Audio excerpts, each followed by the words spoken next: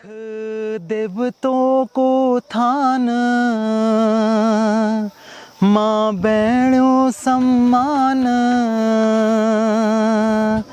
जख देवतों को थान माँ बहनों सम्मान, मिठी बोली और बाणी चा यू पवित्र भूमि माँ जन्म ली हमुन, बड़ो गर्व बड़ो अभिमान चाह, हम उत्तराखंडी छा, हम उत्तराखंडी छा, उत्तराखंडी छा, हम उत्तराखंडी छा, हम उत्तराखंडी छा।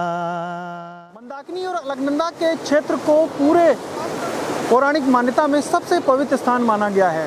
इन दोनों नदियों के क्षेत्र में ही बद्रीनाथ धाम और केदारनाथ धाम स्थित हैं। जहाँ पर दोनों नदियाँ मिलती हैं, मंदाकिनी और अलकनंदा, संगम पर भगवान शिव ने नारद को संगीत की शिक्षा दी थी।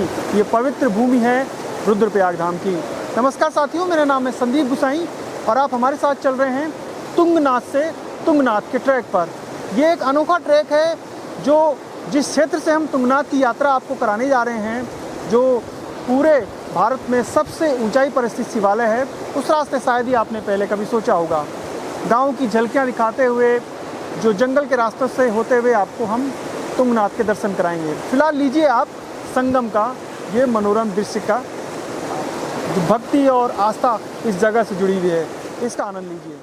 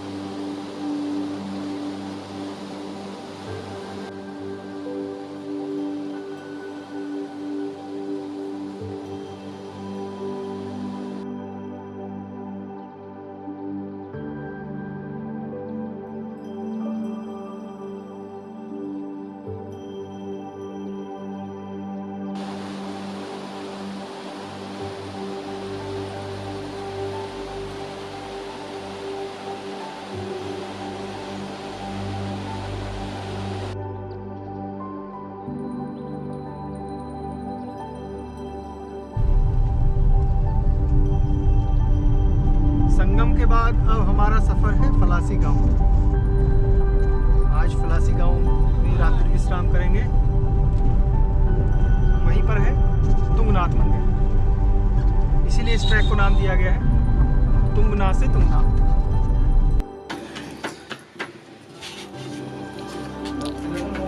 आप लोग क्या चाहे? बीरा। बीरा।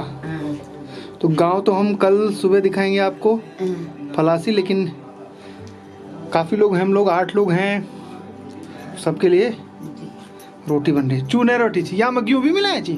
गेहूँ भी थोड़ा से, थोड़ा गेहूँ भी मिला नहीं तो मनवा का हो तो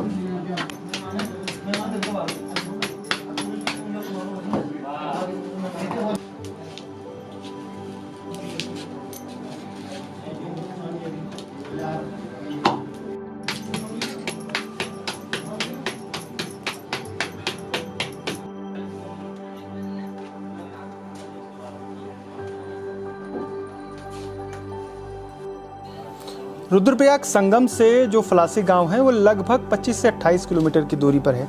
चोपता से करीब 3 किलोमीटर नीचे जो कच्ची सड़क है वो फलासी गांव तक आती है। अभी कच्ची सड़क है, कुछ समय बाद ये पूरी डामरीकरण हो जाएगी।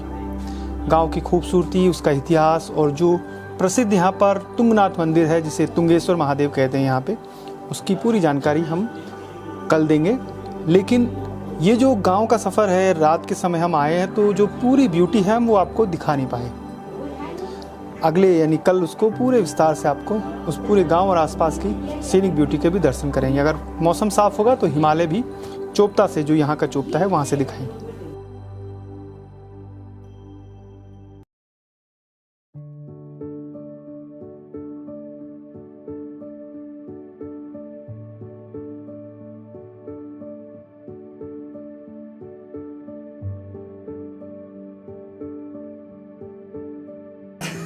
सुबह का हमारा नाश्ता सोयाबीन के पराठे, हाँ, और बंजरा और भांग के वो चटनी। आप लोग नो क्या? पृथ्वीपाल सिंह। अच्छा, सुबह का ये स्वादिष्ट नाश्ता है। सोयाबीन के पराठे हैं और चटनी है। चटनी में बहुत कुछ डाला गया है, नींबू है, भंगजीरा है, लहसुन है, अदरक है, इन सब को मिलाकर ये टेस्टी चटनी बनी है। आइए सर।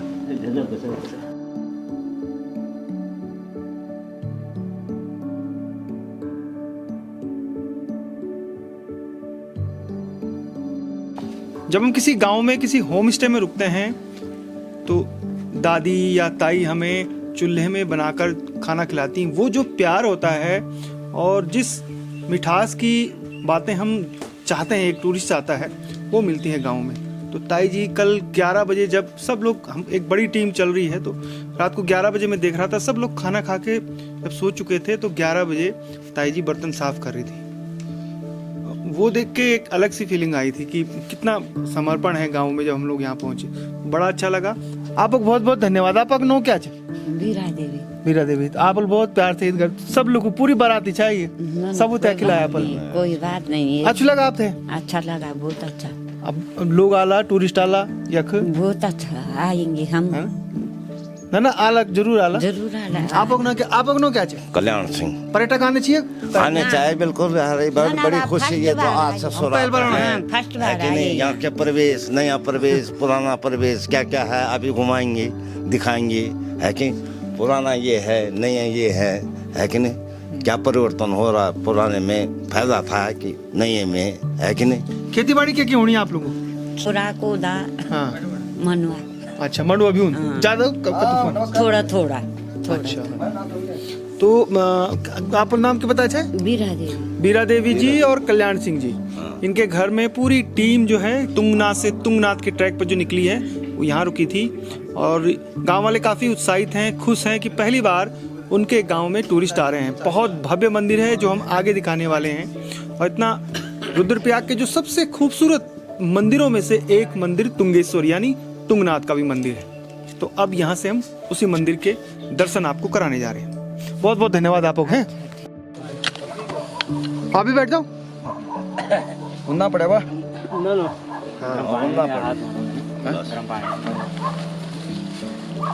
गरम पानी बबली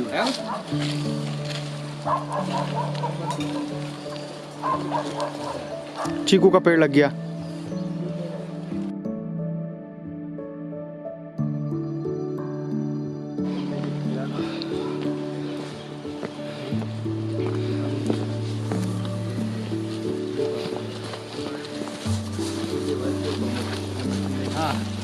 ठीक है सर।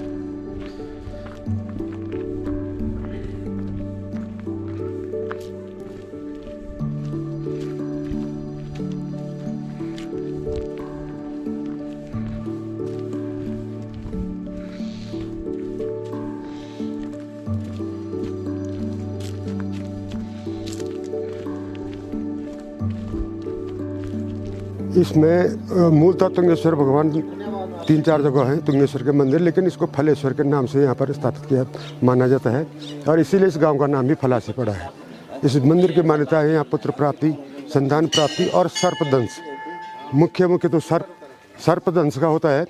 हमारे इन 14-15 गाँव में जहाँ भी कोई सर्पदंशी किसी को सर्पदंश हो जाता है तो उसको ला करके हम मंदिर में रख देते हैं और तुंगेश्वर की कृपा से वो स्वस्थ होकर के निकलता है।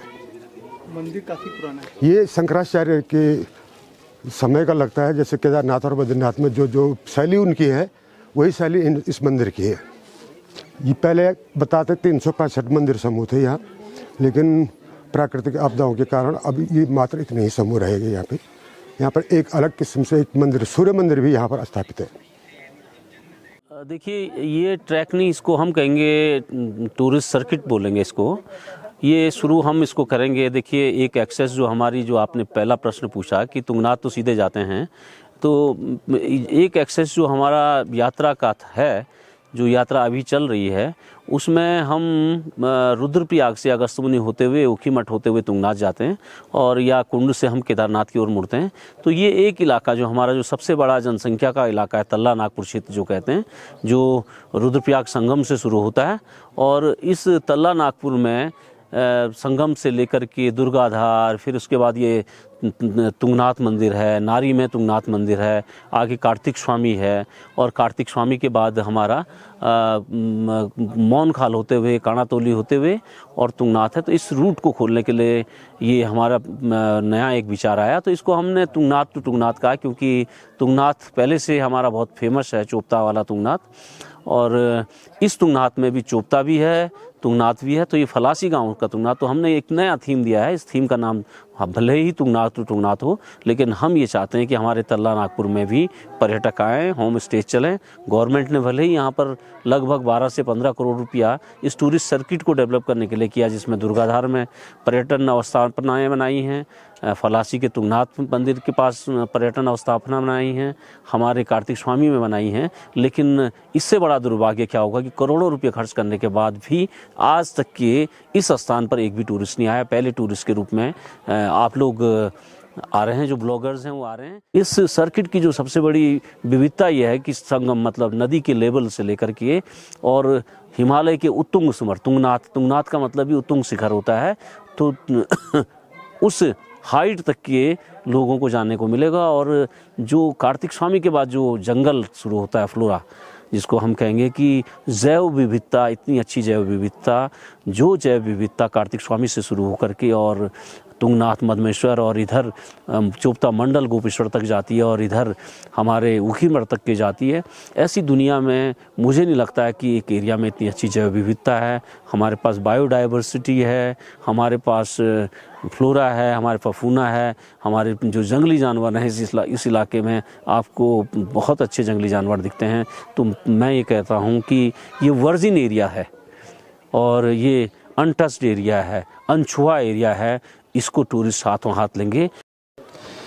जो फलासी गांव में प्राचीन मंदिर है तुंगेश्वर महादेव यानी तुंगनाथ का मंदिर, वो छत्र शिखर शैली का मंदिर है, जो गढ़वाल शैली है, जैसे केदारनाथ है या फिर जैसे जो गोपीनाथ का मंदिर है। तमाम मंदिर एक छत्र शिखर शैली के हैं, जिसके अंदर गर्भगृह होता है, बाहर सभा मंडप होती है। इस मंदिर में और भी बहुत सारे मंदिर समूह हैं, करीब 5 मंदिर तो और भी हैं छोटे छोटे। ये छोटे छोटे मंदिर हैं, इसमें एक गणेश भगवान, इन सब मंदिरों में पहले मूर्तियां भी रखी हुई थी। सूर्य मंदिर भी यहाँ पर है, जैसे कोसी कटारमल में आपने देखा, या पैठानी में सूर्य मंदिर है, तो यहाँ सूर्य मंदिर भी है। इस तरीके से बड़े बड़े पत्थरों को काट कर बनाया गया है। अब मान्यता है कि जब पांडव प्रवास में आए थे रुद्रप्रयाग में, केदार घाटी में, उसी समय के ये प्राचीन मंदिर हैं और पांडवों ने भी इन मंदिर को बनाया होगा। अभी इस मंदिर की, यानी ये जो मंदिर हैं, इनकी और भी ज़्यादा इतिहास और इनकी जो पुरातत्व के दृष्टि से और भी जानकारी आनी बाकी है। तो पुरातत्व की अगर आप शौक़ रखते हैं, नॉलेज रखते हैं, तो आप एक बार इस मंदिर में ज़रूर आइएगा, फिर आपको पता चलेगा कि कितने सुंदर प्राचीन मंदिर गाँव में स्थित है। जिस जगह पर मैं खड़ा हुआ हूँ वो हमारे दादाजी की संपत्ति है और हमारे पूर्वजों ने बताया कि ये 1860-80 के बीच ये मकान बना हुआ है और यहाँ पे भगवान तुंगनाथ जी का मंदिर है। जब यहाँ पे पहले बनियात, देवी के बनियात और तुंगनाथ जी की बनियात होती, यहाँ पे रहने की व्यवस्था नहीं थी, तो पुराने लोगों ने दूरदृष्टि सोच करके ये व्यवस्थाएं बनाई कि हमारे बाहर से अतिथि आएंगे और हमारे जो पंडित लोग आएंगे, यहाँ पे कार्यक्रम होगा तो उनकी रहने की व्यवस्था, जो अन्य गांवों की जो सामग्री आएगी तो यहाँ पे इकट्ठा होती थी, तब जाके यहाँ से मंदिर का कार्य संपन्न होता था। ग्राम फलासी ये पंचकोटी ग्राम के नाम से भी जाना जाता है इसको, और फलेश्वर के माध्यम से भगवान तुंगनाथ जी की भूमि है। भगवान तुंगनाथ जी हर किसी को फल देते हैं, तो फलेश्वर के नाम से जानते हैं। गांव का नाम फलासी है। यह जनपद रुद्रप्रयाग से पोखरी वाले रोड पे पड़ता है और रुद्रप्रयाग से 20 किलोमीटर चोपता पड़ता है। चोपता से 1.5 किलोमीटर पैदल मार्ग है और गाड़ी से 2.5 किलोमीटर आज वर्तमान में सड़क जुड़ चुकी है। यहाँ इस गांव में लगभग 300-350 परिवार रहते हैं। लगभग इस गांव में जो है कि 800 से 1000 वोटर हैं और इस गांव का क्षेत्रफल लगभग मेरे देखने में 20 हेक्टेयर के लगभग है। और इस कम समय में हमने व्यवस्था की है और मैं अपने गांव वालों को, अपने युवा जो हमारे गांव के लोग हैं, उनको मैं बार बार कहता भी हूं कि आने वाले समय में हमारे गांव में पैसा आएगा और उस पैसे संभालने की जगह नहीं है। तो पैसा यही तो है, जो ग्राहक हैं बाहर से लोग आएंगे और उनकी रहने की व्यवस्था और जिस तरीके से आज आपने ये माहौल तैयार किया है, इससे मुझे लगता है कि आने वाले समय में बहुत दूर दूर से लोग यहाँ पे आएंगे और टूरिस्ट बढ़ेगा, लोग उनकी व्यवस्था करेंगे और लोग अपने घरों में मालिक बन के रहेंगे और उन टूरिस्टों की सेवा करेंगे। वो पैसा देगा, वो पैसा हमारे यहाँ के लोकल स्थानीय लोगों को मिलेगा और उससे उनकी आजीविका बढ़ेगी और यहाँ के लोगों का जो रहन सहन में परिवर्तन आएगा और हम लोगों को जो है कि यहाँ से हमारा पलायन रुकेगा।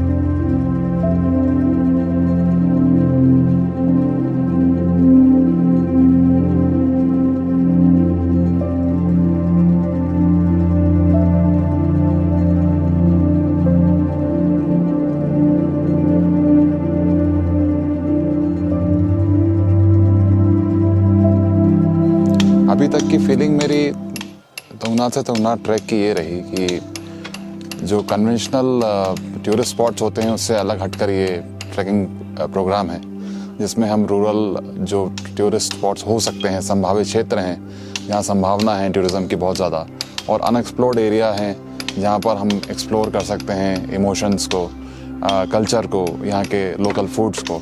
उसको देखते हुए बहुत अच्छा लग रहा है और आगे के लिए बहुत एक्साइटमेंट बढ़ गई है कि आगे हमें और भी एक्सप्लोर करने को इंटीरियर एरियाज़ में मिलेगा, जिसके लिए मैं और उत्साहित हूँ। पहाड़ बहुत ही अच्छा लगता है। पहाड़ के अब 2 रूप हो गए हैं, एक कमर्शियल पहाड़ और एक नॉन कमर्शियल पहाड़। तो ये जो ट्रैकिंग प्रोग्राम है, मेरी उम्मीद है कि जितना नॉन कमर्शियल हो सके उतना ज़्यादा पहाड़ों को एक्सप्लोर करना है। और पहाड़ों की खूबसूरती नॉन कमर्शियल में ज़्यादा है बिकॉज ये प्राकृतिक चीज़ें हैं। इसमें अगर अप्राकृतिक चीज़ हों और कमर्शियल चीज़ें हों तो उसका थोड़ा सा अनुभव उतना अच्छा नहीं होता।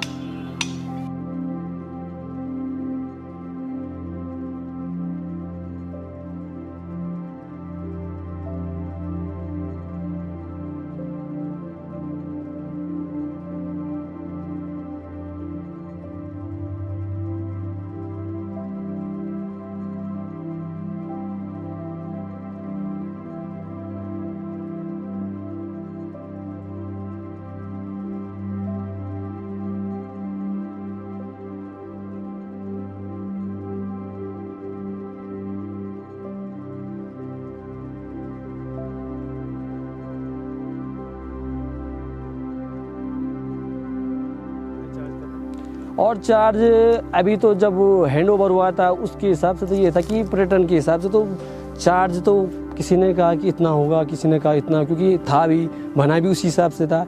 इसलिए इन्होंने कहा कि जिससे आम आदमी भी उससे वो रहे, इसलिए इसका चार्ज ज़्यादा नहीं है। VIP रूम के अलग चार्ज हैं और डोमेटिक रूम के अलग चार्ज हैं। इसके हिसाब से ये है कि VIP अभी लो सीज़न के हिसाब से हम 1000 रुपये लेते हैं VIP का और डोमेटिक के हिसाब से हम 400 रुपये पर नाइट बेड के हिसाब से लेते हैं। सीज़न का तो अब सीज़न के हिसाब से वो करना पड़ेगा, क्योंकि अभी एक आपको भी पता होगा कि कोविड-19 के कारण वो नहीं हो पा रहा है कि जज नहीं कर पा रहे कि हम कितने आदमी आएंगे कितने ना आएंगे।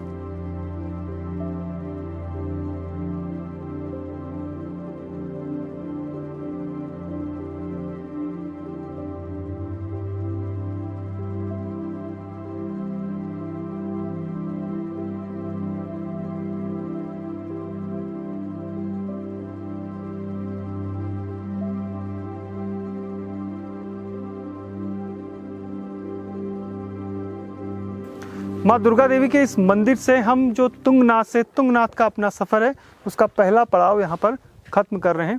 मुझे उम्मीद है कि तुंगनाथ के इस नए सफ़र में आपको काफ़ी एंजॉय आ रहा होगा। धार्मिक पर्यटन, ग्रामीण पर्यटन और साहसिक पर्यटन, इन तीनों का संगम अगर आपको देखना है तो ये जो नया रास्ता है तुंगनाथ जाने का, वहाँ आप आ सकते हैं।